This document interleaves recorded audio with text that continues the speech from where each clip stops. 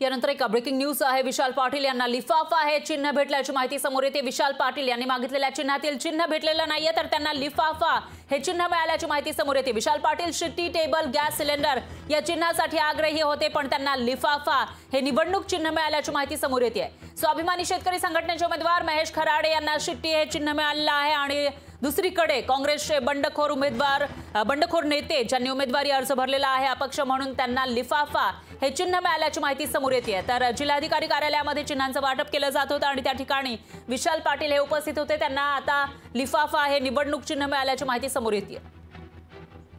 या विषयी अधिक माहितीसाठी आपले प्रतिनिधी संजय देसाई हे आपल्या सोबत थेट जोडले गेले आहेत। संजय, काय सांगाल? आज उमेदवारी अर्ज मागे घेण्याची शेवटची तारीख होती, विशाल पाटलांनी माघार घेतलेली नाही आणि दुसरीकडे चिन्ह सुद्धा आता त्यांना मिळालं, काय अपडेट्स? यांनी उमेदवारी अर्ज माघार घेतली नाही, त्यांनी अपक्ष म्हणून आपला उमेदवारी अर्ज ठेवलेला आहे। त्यानंतर विशाल पाटील यांनी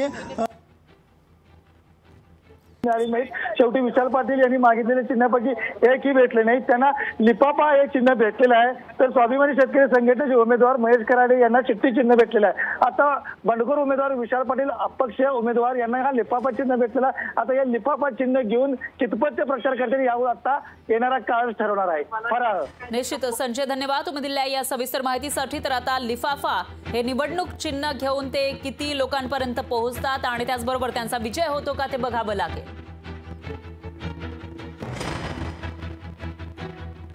तर विशाल पाटील यांना लिफाफा हे चिन्ह देण्यात आलं आहे। विशाल पाटील जे बंडखोर नेते आहेत काँग्रेसकडून आपल्याला उमेदवारी मिळावी अशी त्यांची मागणी होती, पण ती तर पूर्ण झाली नाही। आता ते अपक्ष म्हणून निवडणूक लढतायत आणि अशात त्यांना लिफाफा हे निवडणूक चिन्ह मिळालंय।